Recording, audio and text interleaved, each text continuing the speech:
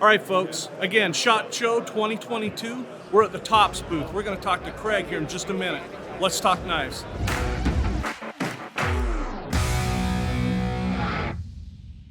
All right, folks. SHOT Show 2022. We're at the Tops booth with Craig. Craig, how are you? I'm doing great.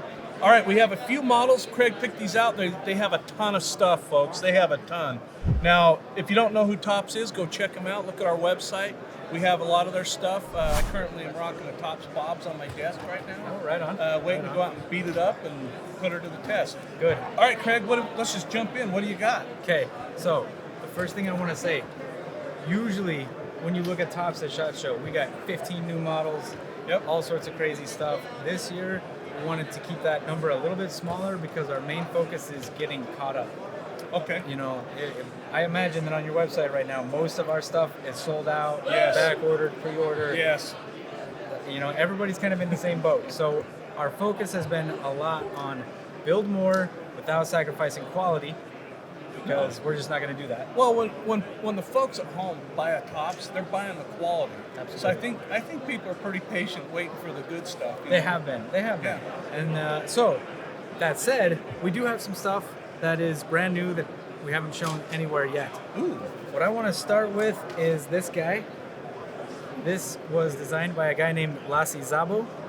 He was a Marine and is currently in law enforcement.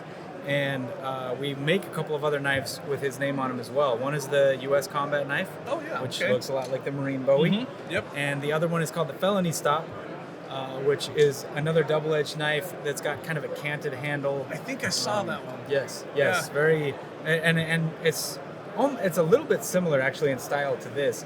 The handle's a different shape. It's a smaller package overall. Yep, a little smaller, yeah. And what he wanted to do with this one is get something that was larger, longer, get a little more blade length to it, but still keep it slim and keep the overall package as narrow as possible. So we're looking at 1/8 inch 1095. We got some black canvas micarta handles on this. We're actually going to do this in Cerakote instead of powder coat. Okay. So it is a black Cerakote that's thinner than powder coat. It'll wear a little bit faster, but it's still a quality coating. Sure. The version that I have here is double-edged. We're going to default to single-edged, and the double-edged will be an option. An option, kind of an okay. add-on. You know, some places still have that issue with double-edged stuff. So, yeah. That's we what won't get got into going that, on. right? Yeah, that's what we got going on here. All right, perfect. I'm excited about whatever you're Yeah, excited yeah. about, but that's what I'm excited about. So, if you're familiar with our brand, the first knife that Tops ever made was this Steel Eagle 107D, which is it's a Tanto point, 7-inch blade, Yep. 1/4 inch thick, saw teeth on the back. It's kind of that big, heavy, outdoorsy knife. Well, for years we've made a 105, which is 5 inches instead of 7, but it hasn't quite been what we wanted it to be. It's a good knife still, nothing wrong with it. Sure. But Leo this year said, you know what, I'm going to put out the 105 the way I've wanted to for years, and we're not putting it off any longer. Well, and Leo's So- making the decision, so Absolutely. So basically what we got going on here is what we call a hunter's point, which in this case is more of a drop point. drop point, yeah. And then a Tanto point. We have it with and without saw teeth, and it is the same handle as the 107, so it's still got that large, thick handle, but it's a 5-inch blade. Yeah. So we kept those dimensions, that we kept the width, we kept the thickness, we kept all those dimensions. It's just 2 inches shorter. With the handle on these things, I'm gonna hold it up there for the folks. I mean, I got short fingers, but they're fat hands. Yeah. And this thing here really fits those old meat hooks. Yeah. They It's, really fit those meat hooks. The handle, I mean, like I say, it's the first knife we made. We still make it today. That handle we already know that it works. Yeah, And absolutely. So making that blade 2 inches shorter, making it what we've wanted it to be in the first place. Well, and you're going to be able to keep a hold of this knife as well because you got that finger choil up front, that big thick handle. This is great. Anyway, what else are we doing? All right. So next up, this is one where we kind of just wanted to show off what we can do in terms of manufacturing. So, That's a show off for sure. This may not be the final configuration. If it's, if we get a lot of comments that's too gimmicky, I wouldn't carry that. We'll will mellow it out a bit. But kind of the idea here is Leo's into guns. Yep. Anybody that knows him knows he loves guns. He has many. He has some of his favorites are the large revolvers. You know, like the Taurus Raging Bull. Yeah, dude, I love the Raging Bull. Yeah, I love the Raging Bull. You know, so he likes stuff like that, and so this is kind of pays homage to that type of gun. It's got the big beefy handle. It's got kind of a rail on top. You know, things like that. But what's cool about this knife is even if we do take some of this off and make it a little more normal, if you will, the handle is awesome. It's well contoured. It's a little bit narrower than that Steel Eagle, but still gives you a really good grip. And the blade on this is a lot of fun. So I was holding it over there at your table.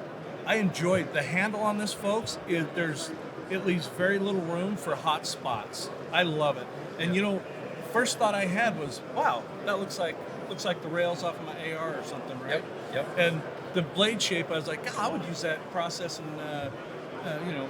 deer or anything at camp, whatever. I would use it. Yeah. This will make a great outdoors knife. Absolutely. Camp knife, hunting knife, whatever it is that you're doing. And plus it's got a really high grind, so that edge, even though this is a thick blade, that edge is still, it's still fine. It's gonna be a sharp knife. It's gonna be a great slicer, even though it's thick. So this whole thing came out really cool. Well, what else you got? You got one more. So the last one here, the idea for this one basically came from, we got this from an undercover guy he spent a lot of years undercover. He's since retired from that type of work, but what he does now is he trains mainly law enforcement and government agencies kind of around the country about undercover tactics and how to avoid looking like a cop. Yeah, And, it's a difficult one. Yes. I tell you that. You when you get trained to be a cop, you're a cop. Yeah, and even when you're retired, you're still in the law enforcement game. Yeah, and so there's things that he tries to train people how to do to not look like a cop. Like don't always stand like this to people. Yep, don't always be like. You don't always have to have your back to the door, like things like that, or to the wall. It's things like that. Yep. But anyway, he has a really keen eye for improvised weapons and ways to conceal weapons that aren't improvised, things like that. And one of the things we got, talking to this guy is he likes the idea of a karambit, but doesn't like the idea of his finger getting stuck. And so that's why this hole isn't closed off. The idea is that if something happens and you have to let this go, your finger, even if you got bigger fingers than me, you can still find a way to get it out of there without breaking your finger, without causing damage to yourself. One of my main complaints of the karambits or the finger rings, my main complaint, Kurt and I go over this all the time, is this right here. I got fat fingers, but this right here, I tell everybody all the time, if I'm grabbing a knife, I'm in a fight, I've been in a fight or two, let me tell you something, the last thing I want is anything around my neck and that, because it's going to deglove that whole finger. This here's going to, maybe on a normal finger it'll pop through, but no, you can get your finger out relatively easy versus the solid ring where you're going to be stuck. Yeah, this is genius, man. You get swelling, you get stuck, you get anything with the knife. You can hurt yourself, and so the idea is this you'll still be able to let it go, and it's super thin. It's very slim. Our thought is basically it'll be a neck knife. It'll sit under your shirt when it's cold. Wear a hoodie and cut out the inside. Cut out the inside, you got it. Yeah. So I know that's the last one on the table. I had somebody ask me a question specifically at Tops. Okay. Is all of this U.S. sourced? Absolutely. Absolutely. So, is. I wasn't a liar then. I told him, I said, correct. absolutely. You think Tops is not going to source U.S.? Yeah, so the thing is on a lot of our stuff, we say 101% made in the USA. That extra 1% that's not technically possible, that's sourcing U.S. materials. So we use 1095, which is kind of a classic American steel. It is, yeah, absolutely. Our handle material is American made. Cerakote makes their stuff in Oregon. We try to, anytime we can, we try to source our stuff here. We try to have it made here. Some of the hardware, some of the edge nuts and screws and things like that we make, or that we use, they're actually made in Idaho Falls. Are they? Yeah. So I mean, we that's what it is we try to source as much as we can. That's the thing. Again, the person asked me like, "Are you sure?" Because they claim to be 100%. I'm like, absolutely, they're 100%. Absolutely. All right, folks, you heard it from Craig. Tops Knives. These are some of their new stuff. Totally wicked. I really, really dig the finger ring's got the break in it. I love that. Anyway, this is pretty much it here at Tops for now. Keep an eye on the website for pricing and availability. We'll catch you next time.